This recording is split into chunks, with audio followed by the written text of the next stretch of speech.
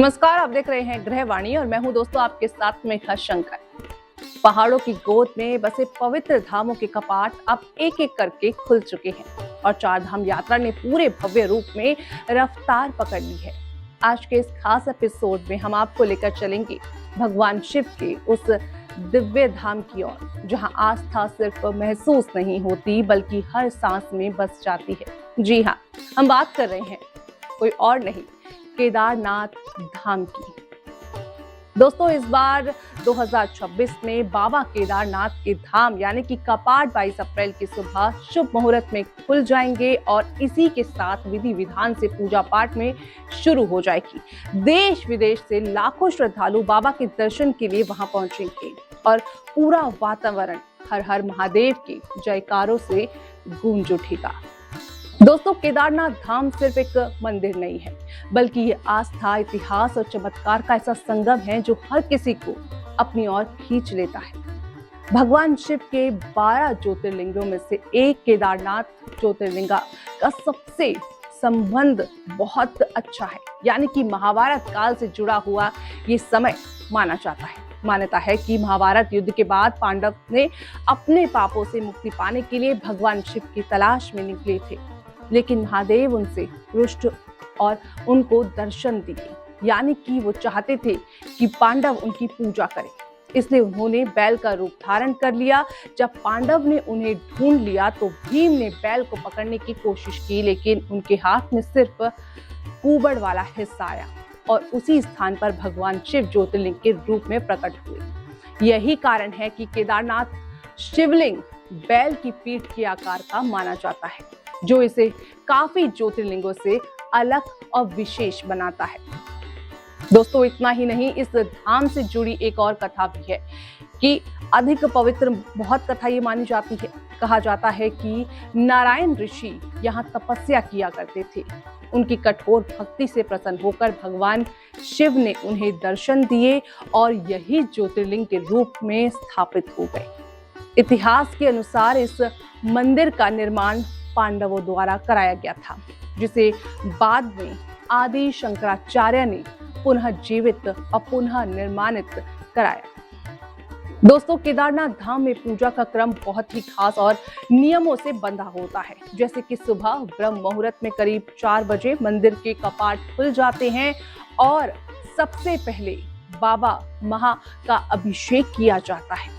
इस दौरान भक्तों को भी अंदर जाकर ज्योतिर्लिंग के स्पर्श का अवसर मिलता है, जो बहुत ही दुर्लभ माना जाता है।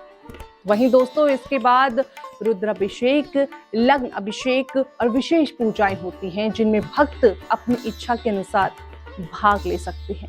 दिन भर दर्शन का सिलसिला चलता रहता है और शाम को लगभग 6 से 7 बजे के बीच भव्य आरती होती है, जिसमें पूरा मंदिर दीपों की रोशनी और हर हर महादेव के जयकारों से गूंज उठता है। दोस्तों, रात में भगवान शिव का श्रृंगार किया जाता है और फिर कपाट बंद कर दिए जाते हैं। दोस्तों, अगर यहाँ के ग्रह, नक्षत्र और ऊर्जा की बात करें तो केदारनाथ धाम को अत्यंत शक्तिशाली आध्यात्मिक केंद्र माना जाता है।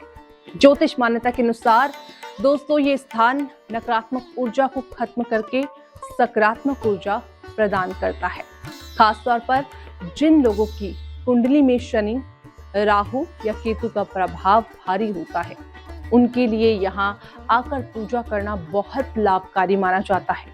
दोस्तों, कहा जाता है कि यहाँ भगवान शिव स्वयं काल यानी कि ये समय के स्वामी के रूप में विराजमान होते हैं। इसलिए यहाँ आकर व्यक्ति के जीवन की कई बाधाएं स्वतः ही दूर होने लगती हैं।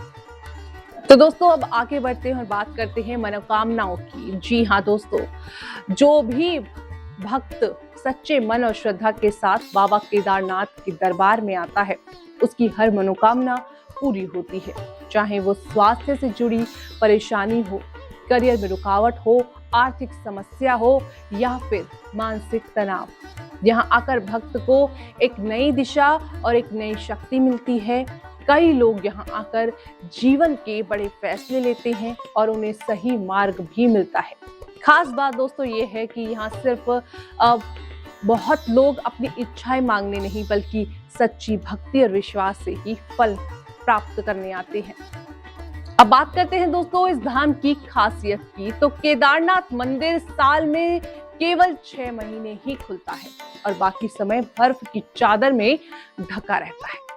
दोस्तों सर्दियों में जब यहाँ के कपाट बंद हो जाते हैं ना, तब बाबा की पूजा ऊकी मठ में की जाती है। एक अद्भुत मान्यता ये भी है कि मंदिर बंद होने के बाद भी अंदर एक दीपक लगातार जगता रहता है, जो पूरे 6 महीने तक बिना बुझे जलता रहता है।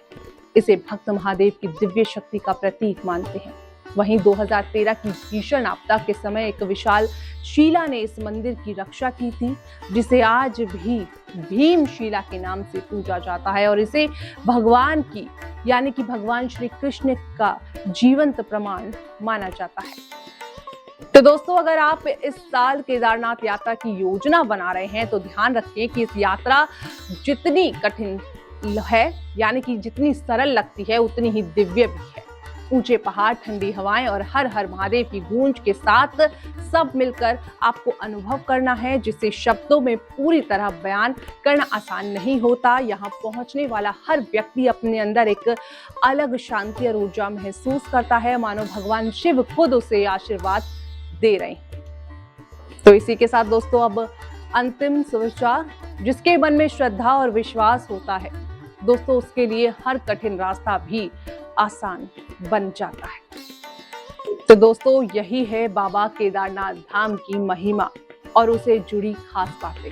उम्मीद है आपको ये जानकारी पसंद आई होगी और आपको भी इस पावन धाम के दर्शन करने की प्रेरणा जरूर मिलेगी। आप देख रहे थे गृहवाणी, मैं हूं आपके साथ मेघा शंकर। नमस्कार।